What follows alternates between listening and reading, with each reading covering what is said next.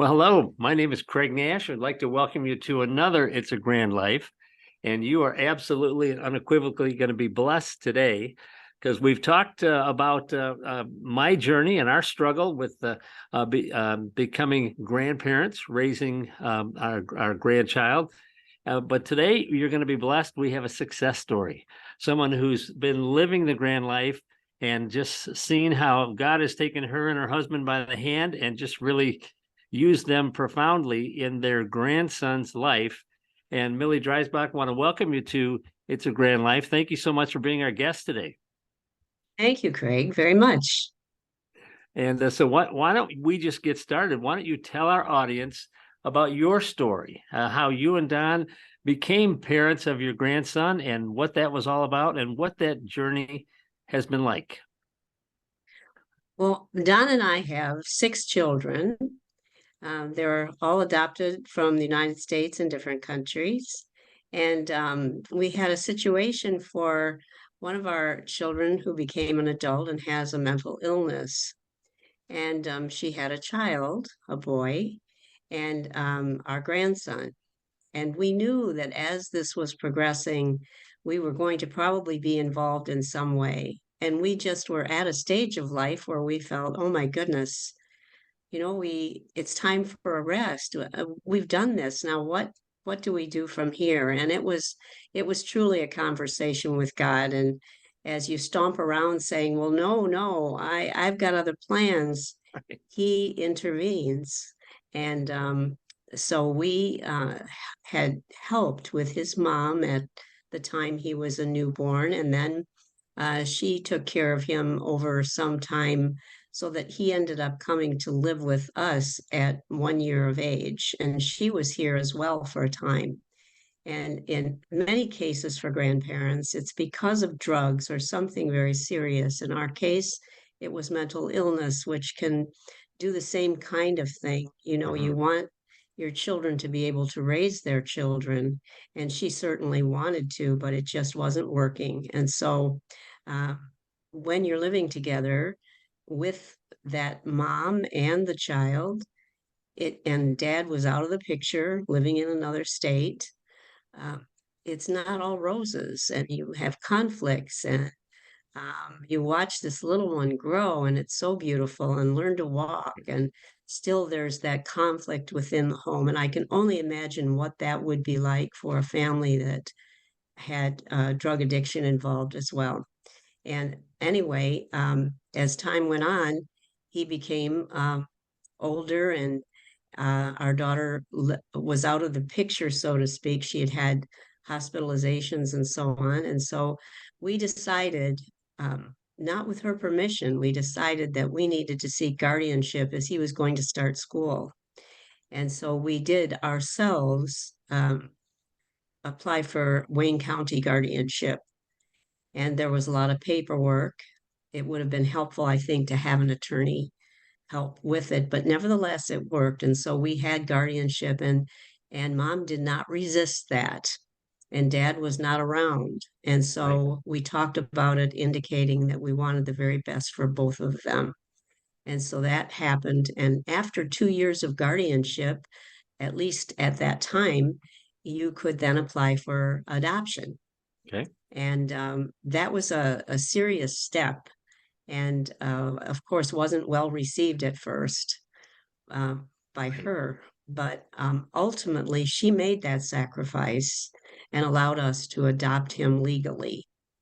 And she could still remain in his life, but we were responsible. And from that time on, I think it was good for him in the sense that he had his mom, but he had a mom and a dad too. And so I'm Graham, and Pop is Don. So it's Graham and Pop. And Okay. we took it from there. And he was a good student in school, but there were probably still some things that when kids are really young, they don't have a voice. They can't vocalize what it is that's going on with them. And so we don't know all of that, but strongly recommend, if there's any kind of a difficulty, or you see that you're not connecting, something like that, counseling. I think the counselors and counseling now is much more prevalent and Right. helpful. And so we didn't have to do that until 11 years old when anxiety set in, and for no reason particularly. But I would just advise anyone who's out there struggling with behavior problems or just worrisome problems, find a counselor who deals with children and adults too, because you're a family, you're a unit, and take advantage of that. But now we're at the stage where he's 18 years old. Wow. Now, teenage is no picnic. We all know that. We don't have high expectations, really, right? But that teenage time was difficult, as it is for everybody, because he went through high school for 2 years with COVID. Oh, And right. so this changed the education, and it changed what he was thinking he was going to do. He didn't really have a spot to land. But now he has decided, even after thinking about college, and he certainly was able to do that, he wanted to look at the trades. And so that's Okay. what he's doing now. He's taking a turn at checking out what it takes to be a plumber. And we all need those, but he still has the opportunity to do some part time schooling if he Sure. wishes. We're trying to be as free as we can and about that. But the other thing I would say is that when you are a grandparent raising a grandchild, remember the distance you are from each other in age.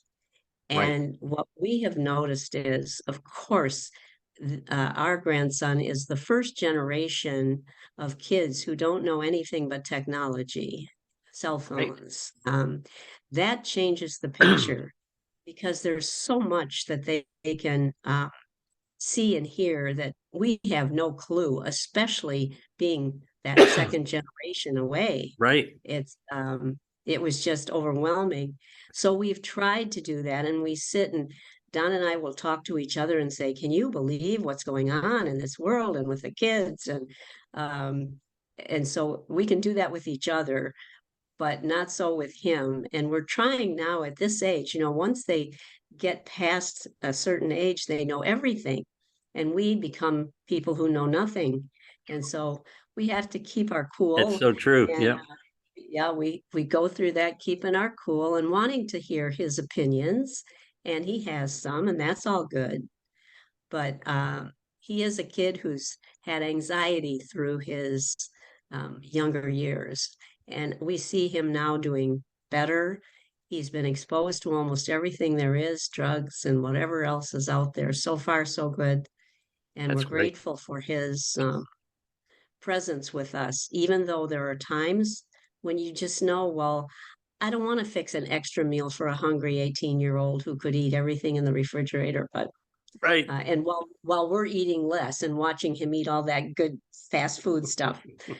Anyway, Well, that's the story to now. which there's a lot of things I want to ask you about what you just shared, and thank you so much for just sharing that story. It's absolutely beautiful, and that is the real world right there.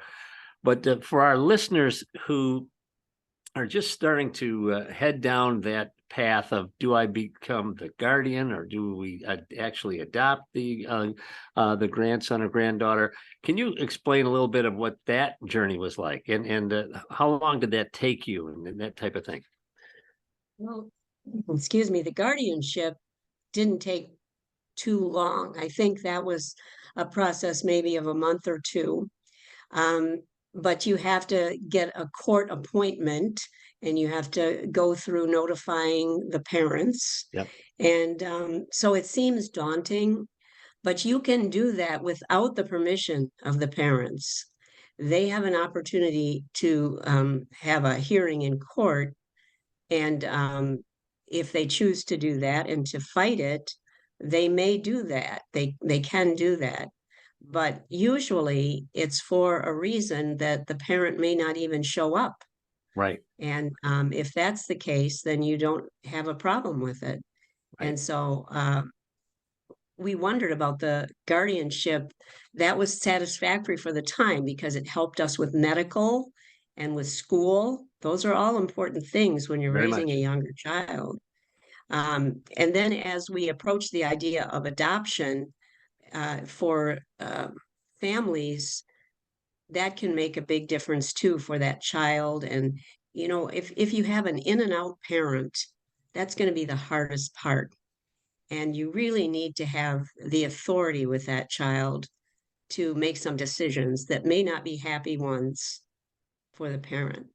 But I would recommend to anyone who's in that situation with a parent that's just not capable of parenting, that you really approach the idea of doing guardianship. And there are attorneys out there. You even know one, don't you? Right. Yes. Yeah. Well, I'm married to one, but she doesn't do family law, but we can definitely refer some You know folks. how to Yeah. get to it. Yeah, We right. probably need to have that family law attorney on our show because that That would be really good. Yeah, and yeah. And um, um, as we were part of a grandparent support group, we did hear of an attorney as well. So, excuse me. yeah. I don't know what I don't know what I got something going on there. But the other thing that was really fascinating about your story is that you've also been able to work behind the scenes to set up a support group at your church, and Yes. specifically to address this exploding phenomena of grandparents raising their grandkids. What was that like? Well, it was amazing. We had a counselor that came to the church offering her services. She loves the idea of grandparents raising grandchildren, what it means. And so she came to offer her counseling services. And she didn't realize that I was the person, when I was the person that she was talking to, that I was also a grandparent raising a grandchild.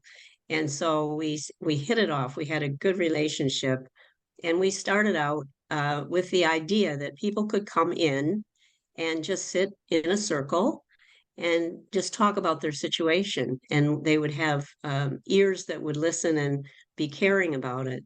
And so, what our counselor did was offer some real suggestions to help with our own anxiety, um, and to also help us understand what a particular age child was going through and how they need that security of a parent. And that went on for about 3 years. We would meet once a month. Wow. And I think we had at the most 15 people, and at the least maybe 4 or 5, just depending on who was able to be there for a given time. We didn't have Zoom at that time, it was pre COVID.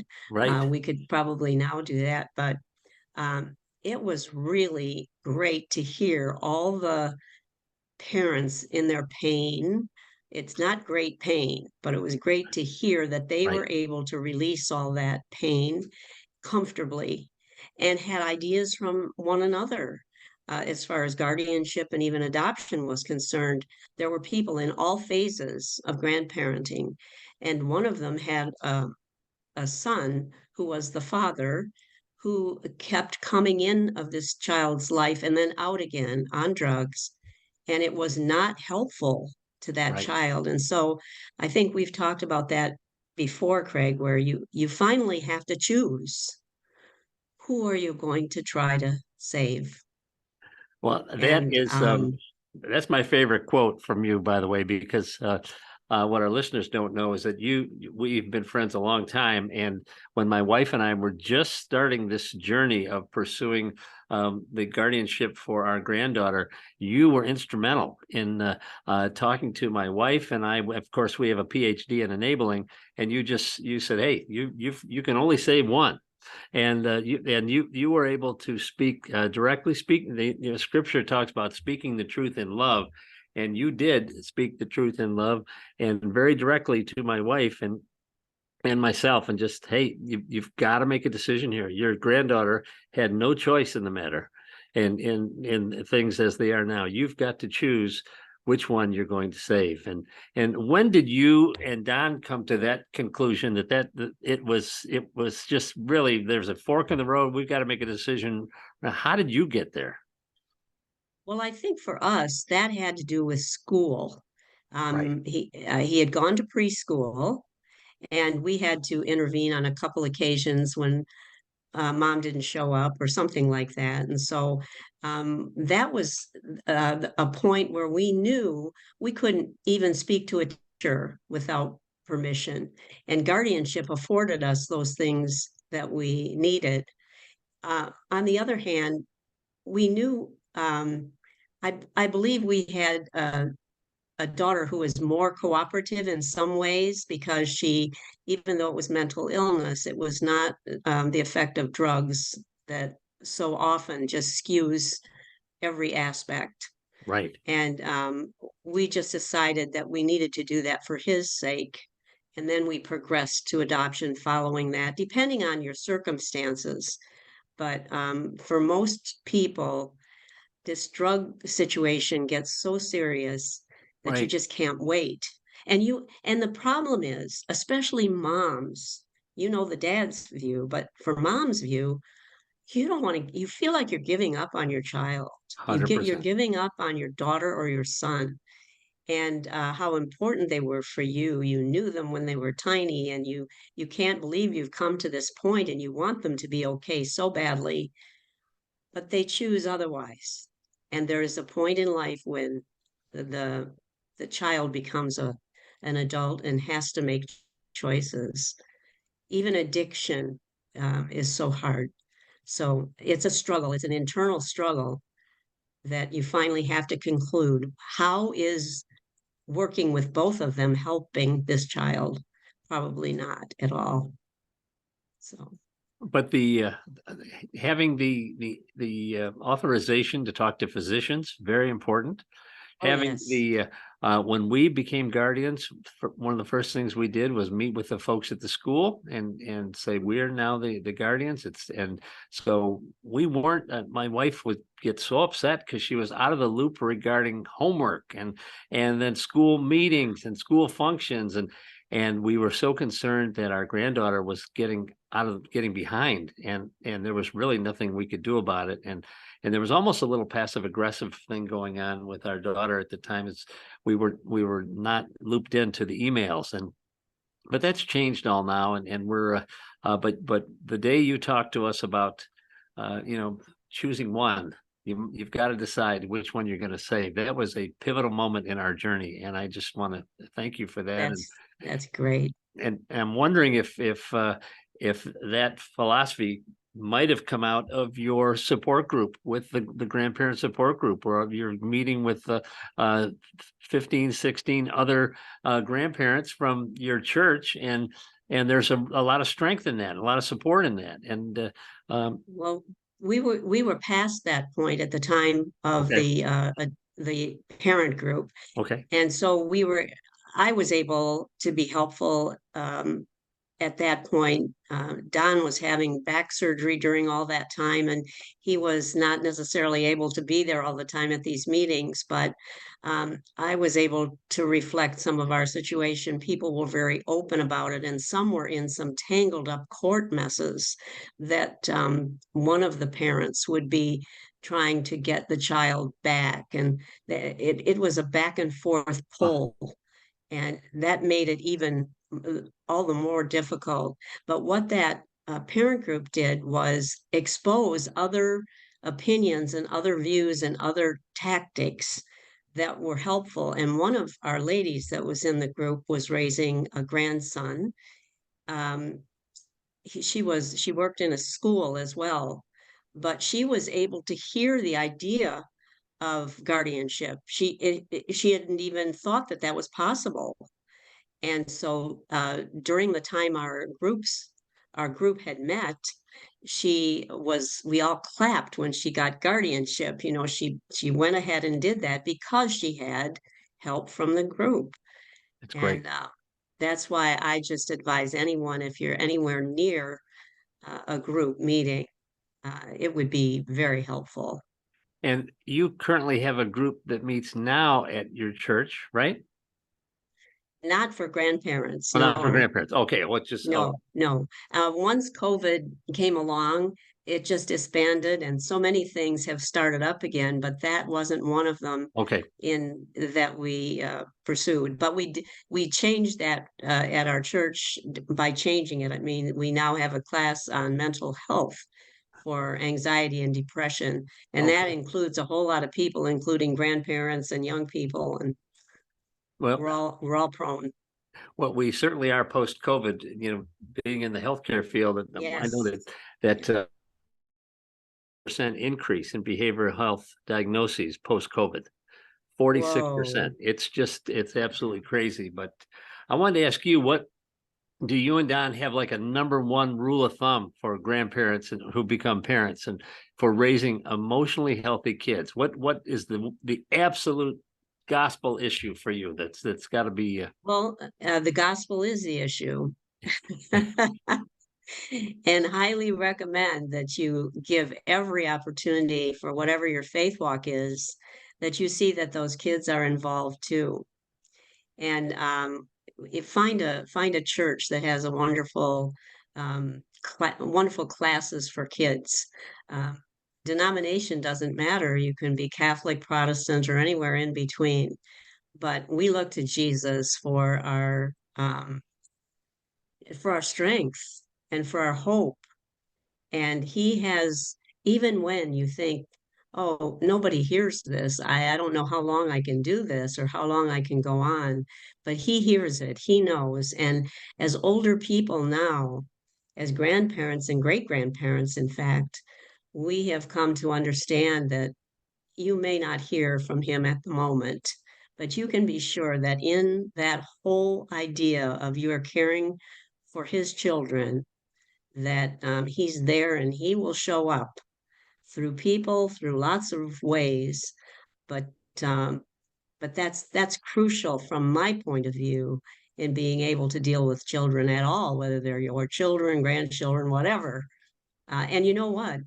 It doesn't mean that they're going to follow along with it. right, We don't right now have a church going grandson. He's respectful in all ways, but he had the basics. right. And so he now has to choose whether he wishes to go forward. And that happens to a lot of young people, I think. I agree. But put the foundation in. The And house. God will take care of the house. that was, that was going to be my next question. How important is the faith component in your child's life? And I know you have a day by day faith, and you just answered that beautifully. It's really taking every concern every day to the Lord in prayer and It leaving it with is, Him. yes.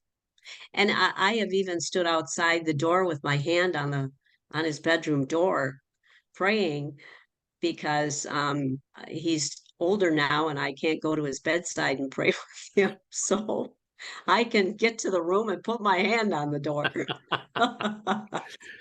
But I hope our listeners are getting the fact that God answers prayer in the midst of He whatever does, challenge he you're in, right? does. And Right. And it's through people, it's through um, just by staying true to be faithful yourself and stay in the word is every day.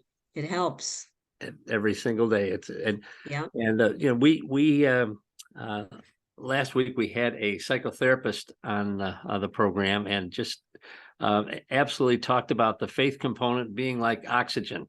That if you're not plugged in to a church, you're not getting the oxygen that you need, and we know Yeah. all churches are seeing a real downturn in membership and post COVID, and they're really struggling with church attendance and what have you.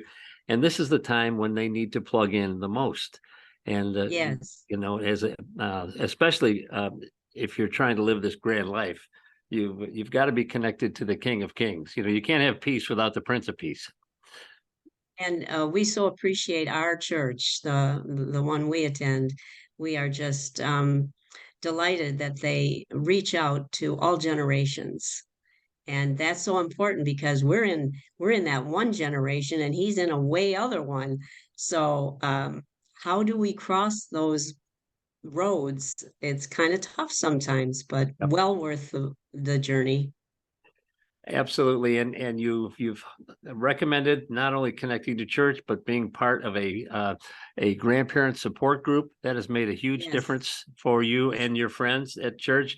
And getting your grandchild, who's now your child, getting them plugged into church early so they have a faith foundation, right?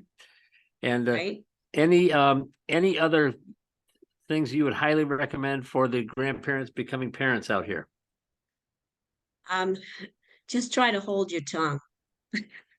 There are times when you just want to say, "What are you thinking?"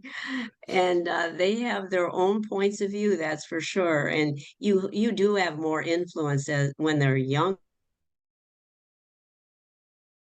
both that you have to be a part of, and that growth is gradual. And you Right. don't realize that there are times when you just they don't want your advice, and you have to learn to live with that. That's They're so not going true. to do they're not going to do what you used to do in the old days. And believe me, ours are really the old days. So grandparents beware. Before I let you go, Millie, I wanted to ask you one question. Our granddaughter is 9, and I am wondering if there's ever going to be a time when she realizes that she's been kind of deserted by her mom, and will there be a lot of anger and hostility there? Did you see any anger with your grandson when you were raising him regarding his lack of parental involvement? You know what? I think that that I would say that some kids can't vocalize or verbalize it. They're not able to verbalize it. Some of it happened way younger than they had words. Right, And so I think that the way it showed up here, and some of it could be inherited, who knows, but anxiety and some depression comes out in kids even when they're younger. That's right, why it's probably good to give them an opportunity to have a voice. And sometimes that's with a counselor because they love you, and they don't want to insult you by saying I miss my mom or I miss my dad. It's but I think that's really important. We're seeing some things now even at 18 that are coming out that he's now able to verbalize that he couldn't before. right, And I think every child has that. Ours is an adopted family, and we have found that to be true with our children as well, that there's always a curiosity uh, right. about where did I come from, and why wasn't my mother there for me? And I'm happy to say that our grandson has a wonderful relationship with his mother, That's and great. now his mother has married and is doing very well. So over those Fantastic. years when it was very difficult, God was still there answering a prayer that she now has this good relationship with him, and that she's doing well as well. So um, So that I is think the full grand life story right there. That mom's that is the doing grand well, life story. and And you know where you start and how awful it seems doesn't stay that way from the stories that I have heard. If you wait long enough, you'll see some real success and hope. So so you would say to our listeners, be encouraged. be encouraged, definitely be encouraged, but don't just figure it's going to come out of thin air. Um, Right, that's a relationship with friends, supportive friends. They don't have to be grandparents raising grandchildren, but just your supportive friends. But those people who are in the middle of it know how you feel, and you can look online and find some grandparent support as well. I think I mentioned to you before that we the counselor that we worked with also has information online well, helpful. we are going to, Lord willing, get her on the program. We've reached out Oh, to that'd be to great. her, and her name is Elaine Williams, right? And she's Yes, it absolutely is. terrific, And and she, she's Elaine K. Williams. There's other Elaine Williams, so oh, we oh, always call her Elaine K. Elaine K. Williams. Okay, that's good to know. But she loved the name of our podcast, and we're looking forward to having her on. And I know Yeah. we'll learn a lot from her, as we have from you, Millie Dreisbach. Thank you so much for being our guest here on It's a Grand Life. Do you have any parting thoughts for our viewers at home? No, just know that you've been given a special task, and you are up for it, even if you think you're not. There's some real blessings in the midst of it all. You'll see. And that's coming from a lady who started when her grandson was age 1, and now he's 18 and off in the career world. So stay the course, Grandma and Grandpa. Okay. Right? We'll keep feeding them. Keep feeding them. Now you're talking. And want to thank you all for tuning in today for It's a Grand Life. Our guest has been Millie Dreisbach, and I hope you've enjoyed this as much as I have. And there's a lot to glean from our discussion today, but look forward to seeing you next week on another It's a Grand Life. Remember to never waste your pain. Your story can help others. That's the whole point of It's a Grand Life.